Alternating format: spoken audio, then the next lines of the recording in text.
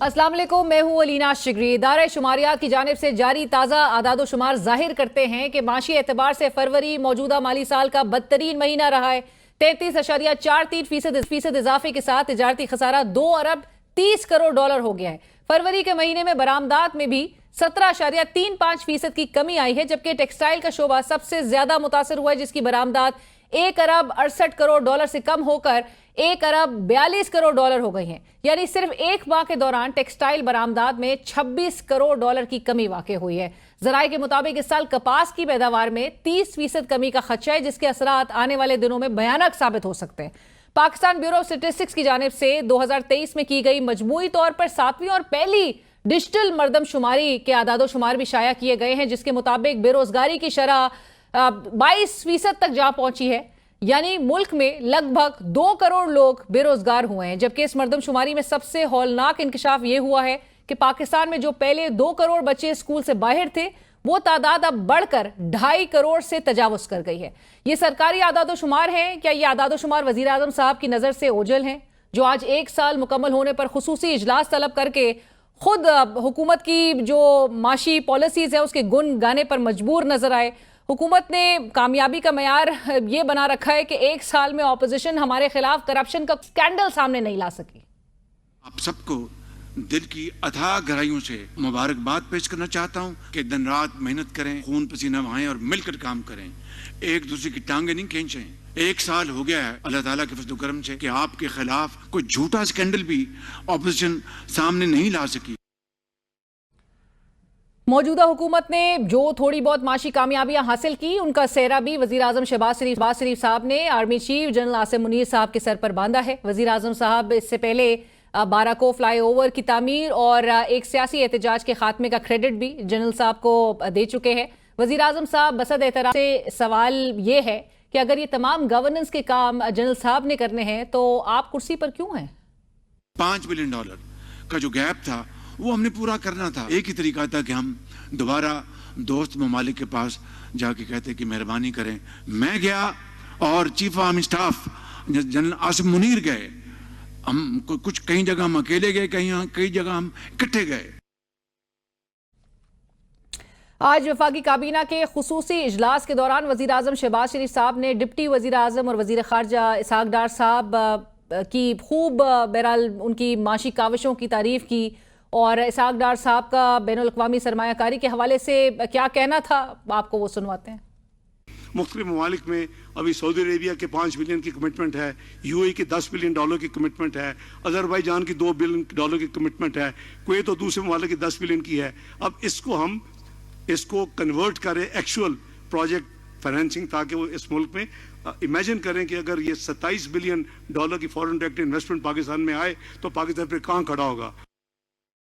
एक तरफ वजीर आजम शहबाज शरीफ साहब कहते हैं कि ऑपोजिशन 1 साल में अब तक उनके खिलाफ कोई स्कैंडल नहीं ला सकी और ये कामयाबी का मयार है। और वो ऑपोजिशन बिलखसूस जिसके गुज़िश्ता 3 साल से हाथ बांधे हों, वजीर आजम साहब कहते हैं खींचातानी नहीं होनी। लेकिन ऐसे में माशी इस्तेहकाम कैसे मुमकिन हो जब सबसे बड़ी सियासी जमात और जो ऑपोजिशन की जमात है पाकिस्तान तहरीक इंसाफ, उसका सरबरा जेल में हो। अगर माशी पॉलिसीज भी अच्छी हों तो उसके असरात खुद बोलते हैं, अवाम उसकी गवाही दे रहे होते हैं। लेकिन ज़मीनी हकायक ये है कि ढूंढने से भी कोई माशी माहिर नहीं मिलता जो हुकूमती माशी पॉलिसीज का मुतरफ हो। कौमी कायदे हज़ब इख्तिलाफ उमर अयूब खान साहब का कहना है कि मुल्क में महंगाई की शरह बढ़ी है, सरमायाकारी हो नहीं रही, हुकूमत झूठ बोल रही है। अफराद-ए-ज़र आपकी बढ़ रही है। इन अकल के अंधों को ये नहीं पता कि कैलकुलेशंस कैसी होती हैं। आप किसी भी शख्स से पूछें कि अफराद-ए-ज़र महंगाई बढ़ी है या कम हुई है, और आपको एक ही जवाब आएगा कि बढ़ी है। आपकी बिजली और गैस की कीमतों में इजाफा, एक इंसाफ के वक्त ₹17 यूनिट, आज ₹85 यूनिट बिजली का हो गया है। सरमायाकारी हो नहीं रही, हुकूमत झूठ बोल रही है। शब्बर जैदी साहब साबिक चेयरमैन FBR इस वक्त हमें ज्वाइन कर रहे हैं। शब्बर साहब अस्सलाम वालेकुम, बहुत शुक्रिया प्रोग्राम में ज्वाइन करने के लिए। शब्बर साहब, इस 1 साला हुकूमती कारकर्दगी जहां पर अचीवमेंट्स तो आज शहबाज शरीफ साहब वजीर आजम पाकिस्तान रख रहे थे, आप भी बिलीव करते हैं तमाम फिगर्स जो उन्होंने सामने रखे? इन्फ्लेशन 1.6% पे लेकर आना, एक्सपोर्ट्स की बात उन्होंने की कि जी सर्च कर रही है, रिजर्व्स की बात कर रहे हैं वो 15 से 16 अरब डॉलर पे आ चुके हैं, पॉलिसी रेट का उन्होंने जिक्र किया। क्या वाकई में ये आपको लगता है कि एक मुतमईन तस्वीर है इस मौजूदा हुकूमत की? बिस्मिल्लाहिर्रहमानिर्रहीम। देखिए, आप एक पेंसिल पकड़े और मैं लिखवाता जाता हूँ, आप डॉट करते जाए। आप मुझे बताएं कि सी पैक में कोई डेवलपमेंट हुई? आप मुझे बताएं कि क्या एफडीआई में कोई इंप्रूवमेंट आई? क्या टैक्स का बुनियादी मसला जो कि रिटेलर होलसेलर का टैक्स है या बेस में कोई तब्दीली आई? क्या कोई प्राइवेटाइजेशन आप कर सके? क्या आपने आईपीपी का मसला एमिकेबली हल कर दिया?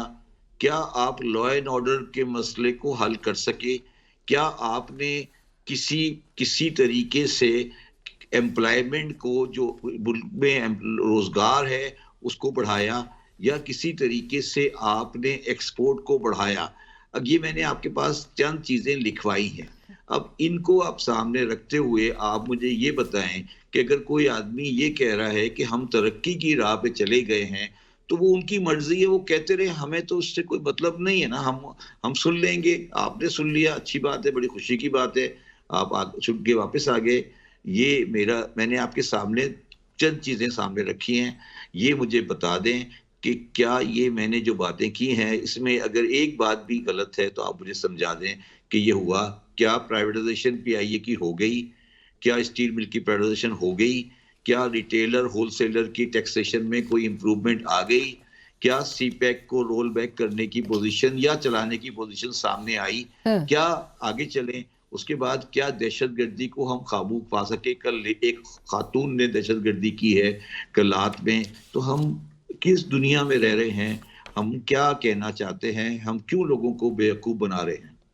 बट शबर साहब, जब मुल्क के चीफ एग्जीक्यूटिव वजीर आजम पाकिस्तान अगर इस किस्म की बात कर रहे हो, तो फिर क्या अवाम अखज़ करे कि वो उनसे गलत बयानी? बात बताओ अलीना, मुझे एक बात बताएं। पाकिस्तान को 75 साल हो गए, ठीक है, बने हुए। आज इंडिया की तरक्की आपके सामने है, तो क्या पाकिस्तान के 75 साल से जो चीफ एग्जीक्यूटिव थे, वो जब लोगों से इस तरह की बातें करते रहे, इसीलिए तो पाकिस्तान की आज ये हालत है ना? देखो, समझने की कोशिश करो। आप लोग ये समझते हो कि चीफ एग्जीक्यूटिव ये बात करता है तो वो हमें एक्सेप्ट कर लेनी चाहिए। चलो, हम भी समझते हैं कि कर लेनी चाहिए। तो 75 साल से हर चीफ एग्जीक्यूटिव ये कहता रहा है। कोई एक चीफ एग्जीक्यूटिव बता दें पाकिस्तान में जिसने कभी ये कहा हो कि मैंने पाकिस्तान की माशी हालत को ठीक नहीं कर दिया, और हालत आपके सामने है। तो फिर आप क्यों ये लोगों की ये बात करते हैं कि चीफ एग्जीक्यूटिव ये कह रहा है, कन्वेंशन सेंटर में ये बात हो रही है, ये कह रहा है कि इस तरह की बात क्यों करना चाहते हैं आप? दुरुस्त बात शबर साहब, आई एग्री। आपने जहां पर जिक्र किया अनएम्प्लॉयमेंट रेट, कभी मैं सिर्फ हवाला देती चलूं, अभी डिजिटल सेंसस कंडक्ट हुआ था 2023 का, जो सामने डेटा आया है, और पाकिस्तान ब्यूरो ऑफ स्टैटिस्टिक्स का ये डेटा है जो सामने आया है, वो ओवरऑल नेशनल अनएम्प्लॉयमेंट रेट 2023 का बताता है कि वो 22% पर है, जो कि पाकिस्तान की तारीख में कभी किसी साल में इतनी हाई जो है वो अनएम्प्लॉयमेंट रेट नहीं देखा गया। 6.3% पे था 2020-21 का, जहां पर हवाला पीबीएस की जानिब से ये दिया जाता है। देखिए, मेरी बात सुने अलीना, हमारी कमबख्ती ये है कि हम अपने बराबर के मुल्क में नहीं देखते। आप इंडिया की कल की परसों की रिपोर्ट पढ़ें कि उन्होंने किस तरह अपना पॉवर्टी का लेवल सही किया है। तो मैंने तो और बातें नहीं की। क्या 2 करोड़ बच्चा जो स्कूल में नहीं जा रहा था वो स्कूल चला गया? क्या हेल्थ की सर्विसेज मिल गई लोगों को? ये मुझे समझा देना, हम किस दुनिया में बैठे हैं? क्या कराची में कोई मास ट्रांजिट का सिस्टम बन गया? शबर साहब, हम तो बराबर वाले मुल्क से तो हम कंपेयर ही नहीं कर सकते अपने आप को। नहीं तो फिर आप जब बात कर रहे हैं कि शहबाज शरीफ साहब ने कन्वेंशन सेंटर में खड़े होकर ये कह दिया, बड़ी अच्छी बात होगी। मेरे लिए तो उसकी कोई हैसियत नहीं लगती। आप फॉरेन डायरेक्ट इन्वेस्टमेंट की अभी बात कर रहे थे, यही डिप्टी वजीर आजम जो आज उनको बड़ा सराहा जा रहा था, इसाक डार साहब को, वो कह रहे थे ड्राई हो चुकी थी इस मुल्क में फॉरेन डायरेक्ट इन्वेस्टमेंट। अभी 27 अरब डॉलर की बात की जा रही है। हम दीगर ममालिक का जो 16 दौरे किए हैं वजीर आजम शहबाज शरीफ साहब ने एक साल में। मैं आपसे ये कह रहा हूँ ना, मैं आपसे ये पूछ रहा हूँ कि मुझे बता देना कि किस इंडस्ट्री में कौन सी फॉरेन इन्वेस्टमेंट आई है, मुझे बता दे। हम भी यहीं बैठे हैं कि किस में कौन सी फॉरेन इन्वेस्टमेंट आई है और क्या एफडीआई हम करने जा रहे हैं। देखिए सलीना, मेरा अपना ख्याल है कि ये आपका भी कॉन्सेप्ट गलत है कि आप मुझसे बुला के ये पूछ रही हैं कि शहबाज शरीफ के बयान दिया। आप उससे कोई ढंग की बात करें तो मैं अपना टाइम क्यों इन लोगों पर अदाय करूं? आप कोई ऐसी बात करें जो मुल्क के लिए अच्छी हो। शब्बर साहब, मैं जरूर कर लेती हूँ अगर इनके बारे में बात, क्यों टाइम जाया कर रही है? इनके बारे में अगर बात करना टाइम जाया करना है शब्बर साहब, मेरे लिए तो और अलार्मिंग ये बात है कि जो मुल्क चला रहे हैं उनकी कही हुई बात को अगर हम डिस्कस करें तो वो भी वक्त का ज़िया है, व्हिच इज वेरी अलार्मिंग। मेरी एक बात सुनो अलीना, एक बात सुनो। वो अगर एक ट्रक जो है वो पहाड़ी से नीचे उतर रहा है, पहाड़, और उसके स्टीयरिंग पे ड्राइवर बैठा हुआ है, तो ड्राइवर ये समझ रहा है कि वो ट्रक चला रहा है, जबकि वो ट्रक नीचे की ढलान की तरफ जा रहा है।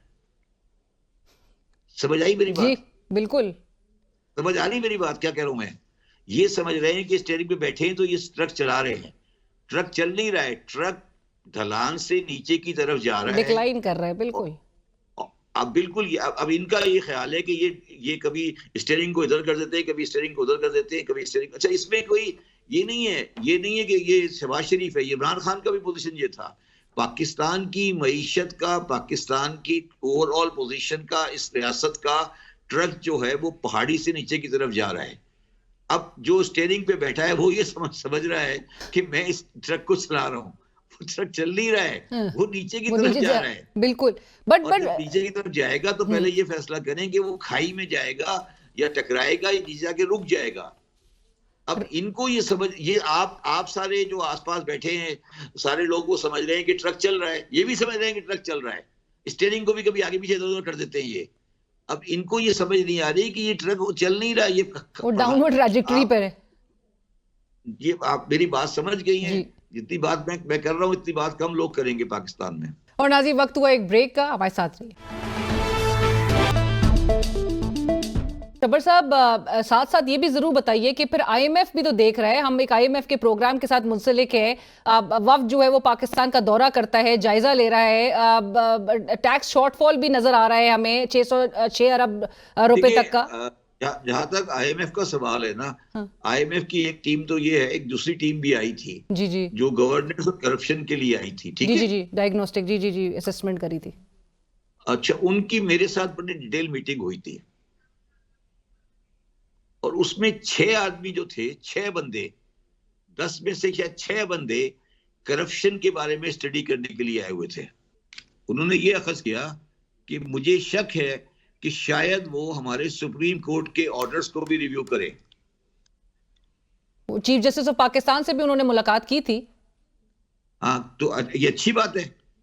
पहली दफा मुल्की तारीख में ये अनप्रेसिडेंटेड डेवलपमेंट थी।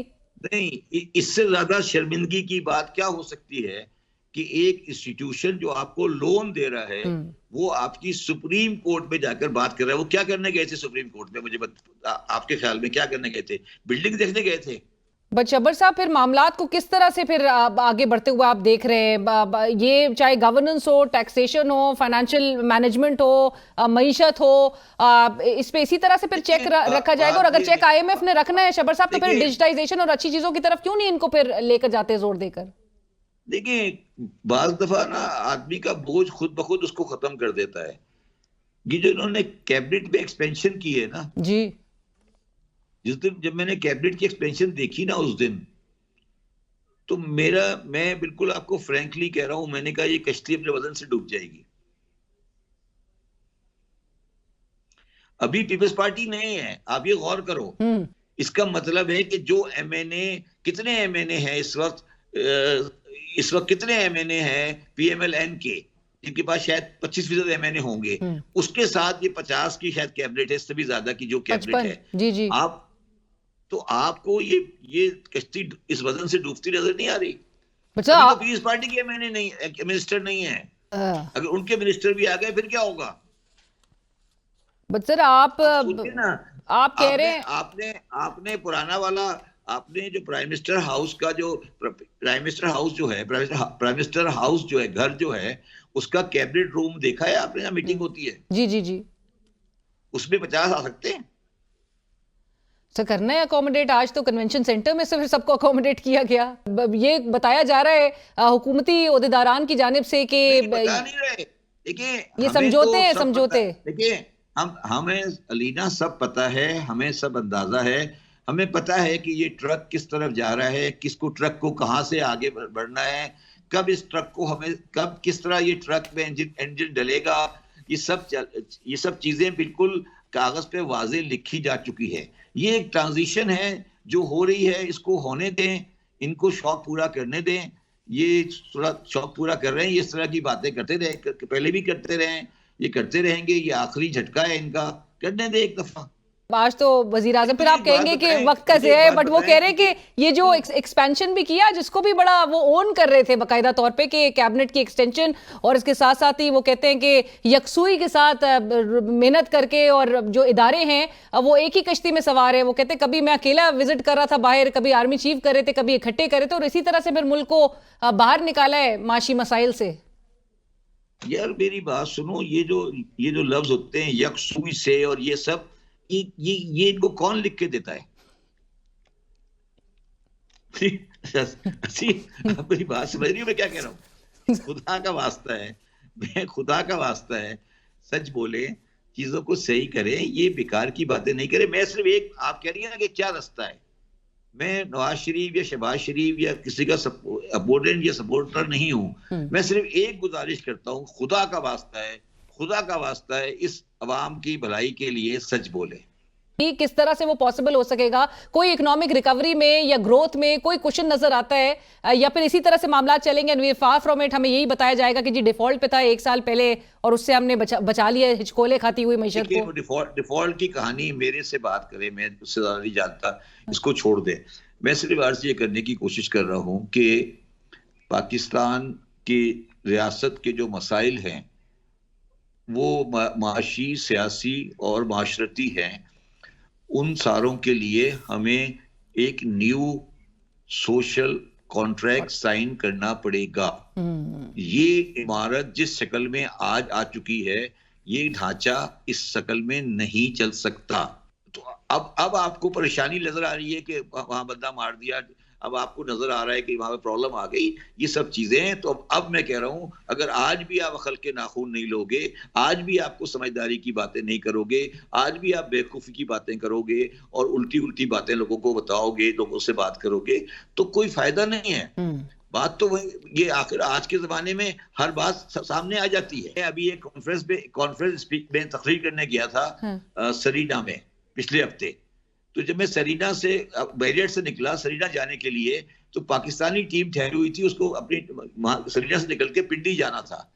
तो आप बिलीव करेंगी कि ट्रैफिक को 1 मील तक 45 मिनट के लिए बंद कर दिया गया था। मैं मैरियट से सरीना पैदल गया था। सर हम उस ट्रैफिक जाम में फंसे रहे हैं, हम मतलब ये विटनेस कर रहे होते हैं। आप मुझे बताएं कि इस मुल्क में फिर कोई आदमी काम कर सकता है जिसमें कॉन्स्टिट्यूशनल एवेन्यू पे ट्रैफिक 45 मिनट तक बंद था? बंद रहे, बिल्कुल राइट। और यहाँ पे मईशत भी है शबर साहब, सबके सामने है, पैदल ही चल रही है। बहरहाल थैंक यू सो मच शबर साहब, वक्त की कमी है, बहुत शुक्रिया आपके व्यूज का। प्रोग्राम में वक्त हुआ एक ब्रेक का। नदीम अफजल चंद साहब सीनियर रहनुमा पाकिस्तान पीपल्स पार्टी के, किसी तारुफ के मोहताज नहीं, हमें इस वक्त प्रोग्राम में ज्वाइन करें। चंद साहब अस्सलाम वालेकुम, बहुत शुक्रिया ज्वाइन करने के। चंद साहब सबसे पहले मुबारकबाद आपको, आपकी हुकूमत, अगरचे आप काबीना में नहीं है लेकिन 1 साल मुकम्मल हो गया है, बड़ी आज अचीवमेंट्स गिनवाई जा रही हैं। काबीना का हिस्सा बनना पसंद करेगी पीपल्स पार्टी आप? देखिए, एज ए डेमोक्रेट तो हमें सबको मुबारकबाद देनी चाहिए। चलो जैसी कैसी भी हुकूमत है, जैसे कैसे भी इलेक्शन हुए, लेकिन 1 साल मुकम्मल हुआ, अच्छी बात है। दिवालिया होने से मुल्क बच गया, लेकिन दिवालिया करने पे नौबत यहाँ तक कैसे पहुँची, ये भी कभी ट्रुथ एंड रिकन्सिलिएशन कमीशन बन जाए तो अच्छी बात है कि इस मुल्क को ऐसा हुआ। फिर ही आप आइंदा कौमें तरक्की करती हैं, पिछली गलतियाँ तस्लीम करें तो। लेकिन मैं समझता हूँ प्राइम मिनिस्टर साहब ने अच्छा हुआ, कौम को मुबारकबाद भी दी, हम उनको भी आपकी वसातत से मुबारकबाद पेश करते हैं।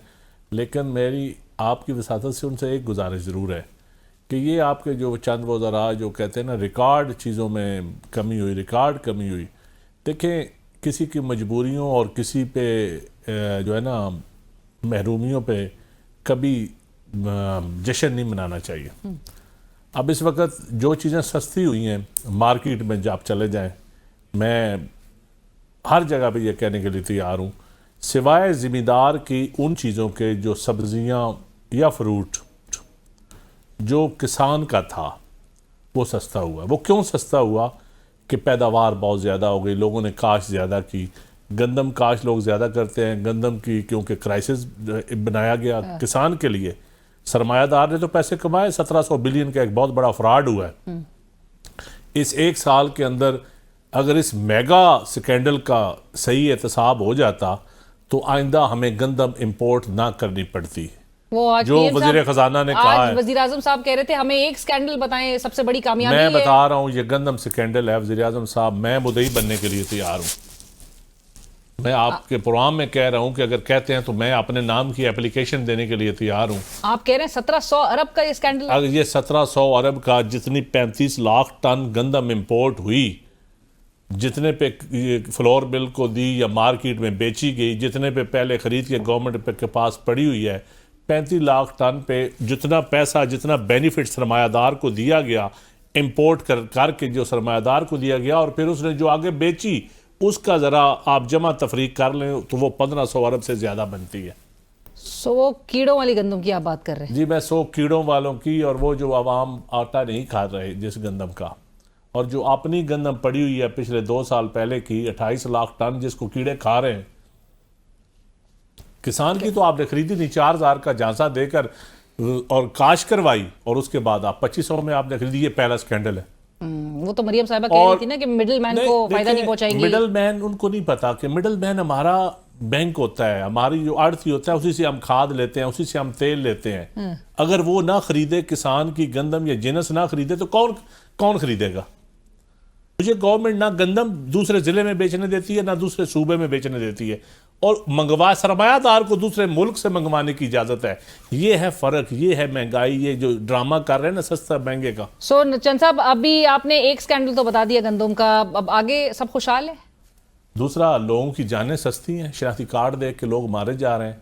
पहले बंदा मरवाने का रेट 22-25 लाख था, अब 5 लाख रुपया दें तो आप जिसको मर्जी मरवा लें। ये लॉ एंड ऑर्डर की सूरत हाल है। आप चेक कर लें, जाके मार्केट उठा तमाम पर की वारदातें देख लें। आपके खुद रिश्तेदार का आपने मेरा कज़न का बेटा आज भी तीसरा दिन है, मुंतज़िर अगवा है, घर से उठा के ले, गाँव से 1.5 करोड़ रुपया तवान मांग रहे हैं। सर, गवर्नर पंजाब में पीपल्स पार्टी आपका है? गवर्नर तो एग्जेक्टिव ऑर्डर है। गवर्नर तो आर्ट्स एंड कैटल शो में नहीं जा सकता, इजाजत नहीं है उसको जाने की। उनको बुलाया नहीं? आप चेक कर लें, शायद मुझे गलती लगी हो, शायद बुलाया गया हो। हम इतादी है ना, हम है समझौता एक्सप्रेस वाले, इतादी नहीं है। तो सर ये मजबूर एक्सप्रेस नहीं है समझौते से ज्यादा? समझौता एक ट्रेन का नाम है, जो ट्रेन चलती है उसका नाम समझौता एक्सप्रेस। वो तो आपको तो इस पता है। वक्त हम जमहूरियत के साथ समझौता कर रहे हैं, इस पार्लियामान के साथ हमारा समझौता है, और उस समझौते का ये लोग फायदा उठा रहे हैं। आप कहते हैं फेयर इलेक्शंस नहीं हुए, जब तक सियासी हुकूमतें बैठकर फैसला नहीं करेंगी इस मुल्क को कैसे चलाना है। अब आप कहते हैं कि वोट को की ताकत से मुल्क को चलना है, या वोट को इज्जत देनी है कि नहीं देनी है। लेकिन फिर पीपल्स पार्टी है जो कि जिसके वोट से ही ये हुकूमत बनी है।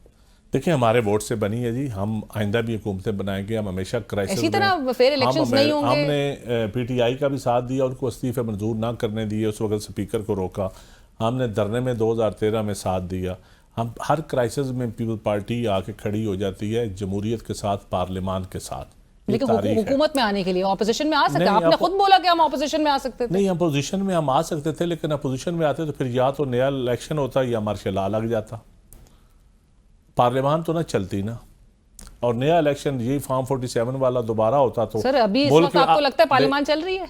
देखिए, लूली लंगड़ी चल रही है, बिल्स पेश हो रहे हैं, डिबेट हो रही है, वक्फा सवालात होता है। ये तो आप PTI की इमेच्योरिटी है। सर, लेकिन पार्लियामान तो के अंदर से बंदे उठा के लेके चले जाते हैं। मैं कहता हूँ ये PTI की इमेच्योरिटी है, जो सियासत जिनको करनी नहीं आ रही, जो पॉलिटिकल डायलॉग पॉलिटिकल लोगों से नहीं करते, जो खत सिर्फ एग्जेक्टिव लिखते हैं, इस्टेब्लिशमेंट को खत लिखते हैं, जो अपने सियासी लोगों से बातचीत करने के लिए तैयार नहीं है, और अमेरिका से लेकर गेट नंबर 4 तक अर्जियां पेश करते रहते हैं। ये उनकी इमेच्योरिटी है। वो कह रहे हैं कि इनके पास इख्तियार नहीं है ये फॉर्म 47 वाली। वो तो आपकी जमात के अंदर से भी वैसे आवाजें आ रही हैं। वो नासिर साहब की स्लिप ऑफ टंग जरूर हो सकती है, लेकिन गवर्नर पंजाब ने तो कहा है कि पूरा पाकिस्तान। नहीं, इसमें तो कोई शक नहीं है, इलेक्शन फेयर नहीं हुआ, ये तो कोई शक ही नहीं है। ये तो हर बच्चे को पता है कि इलेक्शन फेयर। क्या हुकूमत की क्रेडिबिलिटी क्या रह जाती? इस मुल्क में कब फ्री एंड फेयर इलेक्शन हुआ है? किरदार बदले हैं ना, कभी तो आवाज उठेगी ना। नहीं, जनरल पाशा से लेके, ज़ियाउल हक से लेके, जनरल अबीद गुल का इस्लामी जमहूरी इत्तेहाद से लेके, फिर आप आ जाएं, जनरल इत्तिशाम ज़मीर ने ज़मीर जगाते रहे, अल्लाह उनको जन्नत नसीब करे, काफ लीग बनी, फिर पेट्रियाट बनाई गई, फिर जनरल फैज़ का 2018। देखिए ना, इस नहीं किसी ने फ़ायदा उठाया। मैं अक्सर कहता हूँ कि ब्रिगेडियर आदल या जनरल हमीद गुल या जनरल फैज़ नहीं थे तो पीपल्स पार्टी के कभी नहीं थे, बाकी सब के रहे हैं, और सारे जमहूरियत के साथ सब ने खलवाड़ करने में हिस्सा डाला है, और आज तकरीरें बैठ, ये इनकलाबी नहीं है। ये तो कहते हैं कि हमारी बारी जल्दी आने दो, हमारी बारी जल्दी आने दो। राइट। अब लेकिन चंद साहब, माजरत के साथ, लेकिन आज आपको इनेबलर कहा जा रहा है, इस पूरे सेटअप का इनेबलर आप। अच्छा, हमारे पास चॉइसेस बहुत कम है, हम क्या करें? हम जमहूरियत को बचाएं, सिस्टम को बचाएं, हम किसका साथ दें? हमने पार्लियामान का साथ देना है। पार्लियामान का फायदा कभी पीटीआई को होता है। शो में दावतनामे का इंतजार करें। नहीं, अल्लाह, वो तो अच्छा काम है, बड़ी मुद्दत बाद वज़ीर आला साहब ने शुरू किया, उनको अप्रिशिएट करना चाहिए। लेकिन इससे ज़्यादा मैं अप्रिशिएट करता अगर वो दूसरी सियासी जमातों को, मुखालफिन को भी इन्वाइट करती, और अप्रिशिएट करता उनको। अच्छा काम किया उन्होंने। आर्ट्स एंड कैटल शो एक रवायती हमारा कल्चर था, पंजाब में होता था, जो कई सालों से बंद था। वो जो को काम अच्छा करेंगी उनको अच्छा हम ठीक कहेंगे। है, लेकिन यहाँ आवाम के साथ जिस तरह से, और तनकीद का तो यही निशाना उनको बनाया जा रहा है कि आवाम के साथ भी तो फिर उसी तरह का सलूक हॉर्सन कैटल वाला ही किया जा रहा है। वज़ीर आज़म शहबाज शरीफ साहब आज कह रहे थे कि खींचातानी नहीं करनी, यकसुई के साथ, और वो तो बड़ा खुश थे, बल्कि इदारों के साथ वो मार्च कर रहे हैं हाथ में मिला के। लेकिन जब वो बात करते हैं कि खींचातानी नहीं करनी, इस वक्त जो सूरत हाल है चंद साहब, माजरत के साथ, ऑपोजिशन की जो सबसे बड़ी जमात है उसका सरबरा जेल में बैठा है, और आप कह रहे हैं कि खींचातानी नहीं करनी, आप उसको कोई ब्रीदर नहीं दे रहे, मुसलसल टारगेट उसकी अगर जमात आप को इदारों कर रहे की हैं। इज्जत की बात करते हैं ना, तो मैं समझता हूँ कि इदारों को भी हमारी बैड गवर्नेंस की वजह से, इन लोगों की वजह से गालियाँ पड़ रही हैं और वो तनकीद हो रही है। शहबाज शरीफ साहब की वजह से? हाँ, जो बैड गवर्नेंस जो है उसकी तनकीद हो रही है। मैं किसी का नाम नहीं लेता किसकी वजह से है बैड गवर्नेंस, जिसकी भी है सही बैड वो गवर्नेंस। तो सारा गवर्नेंस का चार्ज ही आर्मी चीफ साहब को दे रहे हैं। नहीं, देखें, मैं एज पर आइन तो नहीं हम दे सकते ना, चीफ एग्जीक्यूटिव की पावर्स हैं, चीफ एग्जीक्यूटिव का काम है। अब अगर चीफ एग्जीक्यूटिव खुद किसी को अप्रिशिएट करना चाहे तो ये उसकी अपनी जिम्मेदारी या उनकी अपनी इंटेलेक्चुअल लेवल है, उनका अपना सोच है। लेकिन एज पर कॉन्स्टिट्यूशन मेरी जिम्मेदारी, मैं तो जवाब दे अपने वज़ीर आज़म को ठहराऊंगा, अपने वज़ीर आला को ठहराऊंगा, अपनी पार्लियामान को ठहराऊंगा कि जिसको मैंने वोट दिया मैं तो उससे जवाब लूंगा। मेरे स्टेक होल्डर वो हैं।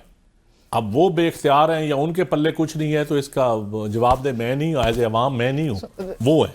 वो खैर तो ये तारीख देखेगी कि आपको ये भी पता है। नहीं, अल्लाह करे कभी, लेकिन स्ट्रगल करनी चाहिए।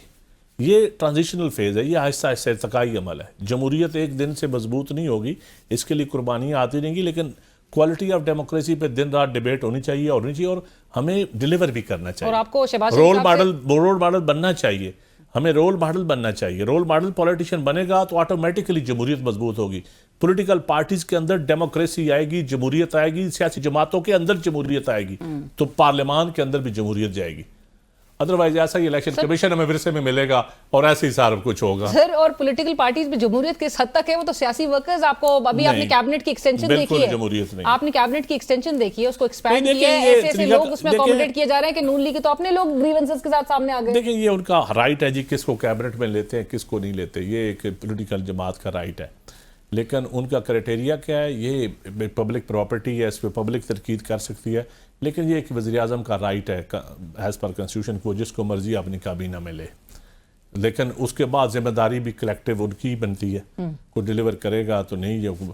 लेकिन सर, इस वक्त मतलब चंद साहब हालात ये इनामियां वजारतें नहीं होनी चाहिए, इनामियां वजारतें नहीं होनी चाहिए। लेकिन उस वक्त भी कहा जाता है कि जी समझौते करने पड़ते हैं, नून लीग के लोग कह रहे हैं कि जी शामिल नहीं किया जा सकता अगर अपने लोगों को। लेकिन इस वक्त अवाम क्या देख रही है कि नवाज शरीफ साहब के भाई वजीर आजम इस मुल्क के, बेटी वजीर आला पंजाब की, समधी उनके डिप्टी वजीर आजम है, तो यही इस किस्म की जमहूरियत के साथ मुल्क को आगे लेकर बढ़ना चाहते हैं। देखिए जी, ये कोई आइडियल जमहूरियत तो नहीं है, और मैं समझता हूँ कि मियाँ नवाज शरीफ साहब का उम्र के मतलब अब सीनियर तरीन लोग हैं वो, लेकिन बेहतर होता कि वो एक अच्छी जमहूरियत देकर जाते सियासत में। लेकिन बदकिस्मती से मैं समझता हूँ उनका जो एग्ज़िट हुआ है पॉलिटिक्स में, वो कोई अच्छा आइडियल नहीं हुआ।